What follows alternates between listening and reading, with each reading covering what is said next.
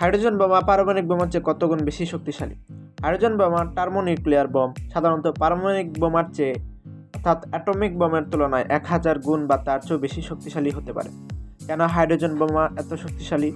পারমাণবিক বোমা atomic bomb fission বিক্রিয়ার মাধ্যমে শক্তি উৎপন্ন করে, যেখানে ভারী উপাদান যেমন ইউরেনিয়াম 235 বা প্লুটোনিয়াম 239 বিভাজিত হয়ে শক্তি ছাড়ে। Hydrogen bomb fission plus fusion বিক্রিয়া ঘটে, যেখানে প্রথমে একটি পারমাণবিক বিস্ফোরণ ঘটে যা হাইড্রোজেন আইসোটোপ ডিউটেরিয়াম ও ট্রিটিয়াম সংযুক্ত হয়ে আরও বিশাল ফিউশন বিক্রিয়া ঘটায়। শক্তির তুলনায় প্রায় গড় হিসেবে বোমার ধরন লিটল বয় হিরোশিমা 1945 সাল।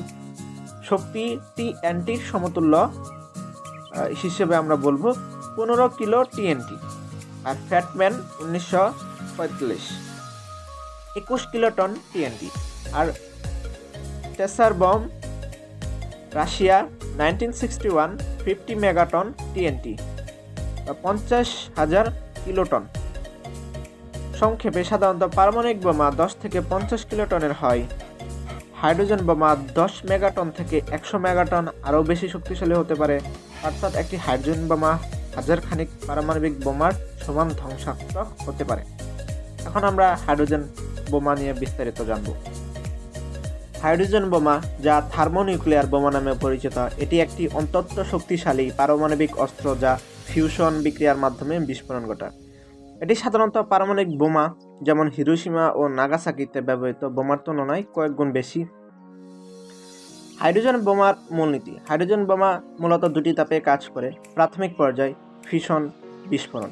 এটি একটি সাধারণ পারমাণবিক বোমার মতো কাজ করে, যেখানে ইউরেনিয়াম 235 আর প্লুটোনিয়াম 239-এর নিউক্লিয়ার ফিশন ঘটে, যা আগে বলা হয়েছে। এই ফিউশন বিক্রিয়ার ফলে প্রচুর পরিমাণে তাপ ও রেডিয়েশন তৈরি হয়। দ্বিতীয় ধাপ ফিউশন বিস্ফোরণ। ফিউশন বিস্ফোরণ থেকে সৃষ্ট উচ্চ তাপমাত্রা lakh lakh degree Celsius deuterium ও ট্রিটিয়াম গ্যাসকে ফিউশন বিক্রিয়ায় বাধ্য করে।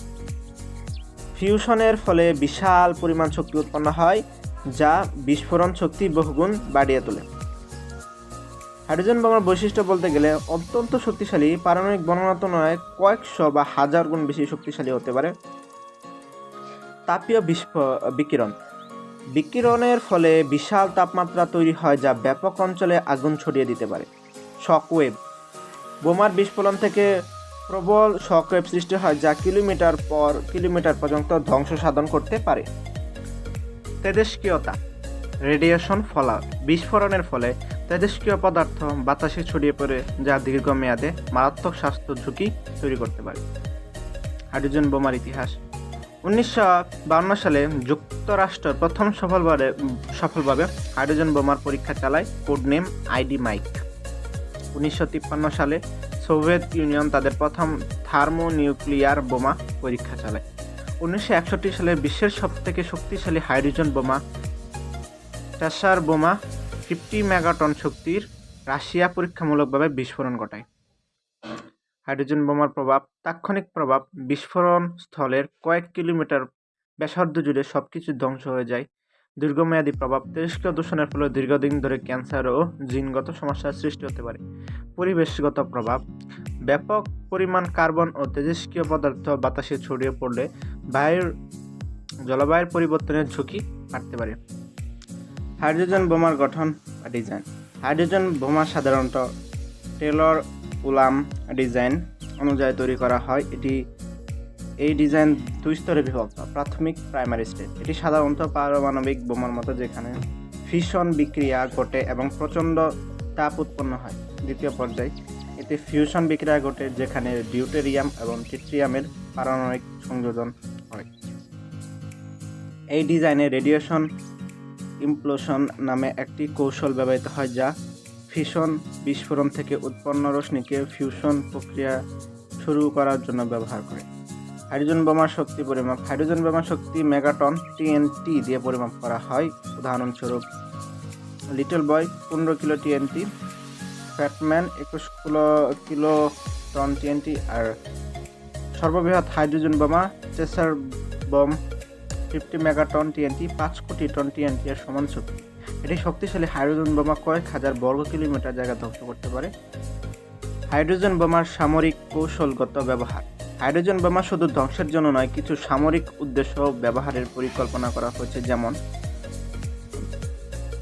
একটি দেশ যদি হাইড্রোজেন বোমা রাখে তাহলে অন্য দেশ আক্রমণের আগে দুইবার ভাববে। 2 নাম্বার, যদি দুটি দেশ পারমাণবিক অস্ত্র ব্যবহার করে তাহলে উভয় দেশই ধ্বংস হবে।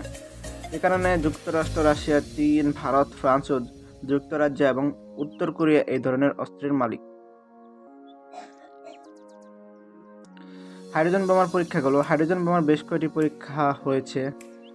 ইভি মাইক 1952 ইউএসএ প্রথম সফল পরীক্ষা। চেসার বম 1961 রাশিয়া এখন পর্যন্ত সবথেকে শক্তিশালী বিস্ফোরণ। ইউএসএ 1954 এটি প্রত্যাশার চেয়ে অনেক বেশি শক্তিশালী হয় এবং রেডিয়েশন ছড়িয়ে পড়ে যা বিপর্যয় ডেকে আনে। এই পরীক্ষাগুলোর কারণে পরিবেশে তেজস্ক্রিয় পদার্থ ছড়িয়ে পড়ে, যার ফলে বর্তমানে পরীক্ষামূলক বিস্ফোরণ নিষিদ্ধ করা হয়েছে। হাইড্রোজেন বোমার ভবিষ্যৎ এবং বিপদ। পারমাণবিক যুদ্ধের সম্ভাবনা। একবার হাইড্রোজেন বোমা ব্যবহৃত হলে সেটি বিশ্বযুদ্ধের রূপ নিতে পারে। পরিবেশগত বিপর্যয়। এটি বিশাল বিস্ফোরণ, পারমাণবিক শীত বা নিউক্লিয়ার উইন্টার তৈরি করতে পারে, যেখানে সূর্যের আলো বাধা প্রাপ্ত হয়ে পুরো পৃথিবী তাপমাত্রা কমে যেতে পারে। সন্ত্রাসবাদী হুমকি। যদিও এটি একদম জটিল যন্ত্র, তবুও কেউ যদি এটি চুরি করে বা তৈরি করে, তবে মানবজাতির জন্য মারাত্মক হুমকি হতে পারে। এখন কিছু গভীর কথা বলা হবে যে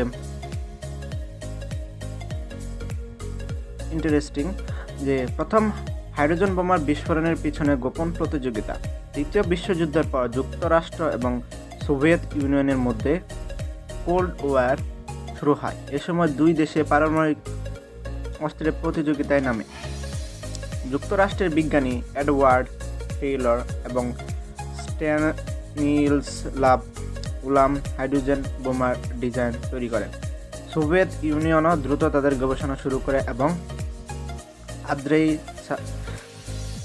শাখারভ তাদের প্রথম থার্মোনিউক্লিয়ার বোমা তৈরি করেন। এই প্রতিযোগিতার ফলে আরও শক্তিশালী ও বিপজ্জনক অস্ত্র তৈরি হতে থাকে। হাইড্রোজেন বোমার বিকল্প ডিজাইন। যদিও টেইলর উলাম ডিজাইন সবথেকে কার্যকর, তবে অন্যান্য কিছু ডিজাইন পরীক্ষা করা হয়েছিল। কোবাল্ট বম, এটি হাইড্রোজেন বোমার আরও ভয়ঙ্কর সংস্করণ, যেখানে কোবাল্ট 60 যুক্ত করা হয়। বিস্ফোরণের পর এটি চারপাশে অন্তত বিপজ্জনক ও তেজস্ক্রিয় ধূলিকণা ছড়িয়ে দেয়, যা দীর্ঘমেয়াদে মানব সভ্যতা ধ্বংস করতে পারে। একে ডুমসডে বোমা বলা হয় বা প্রলয়ের বোমা বলা হয়, কারণ এটি সম্পূর্ণ মানবজাতিকে নিশ্চিহ্ন করতে পারে।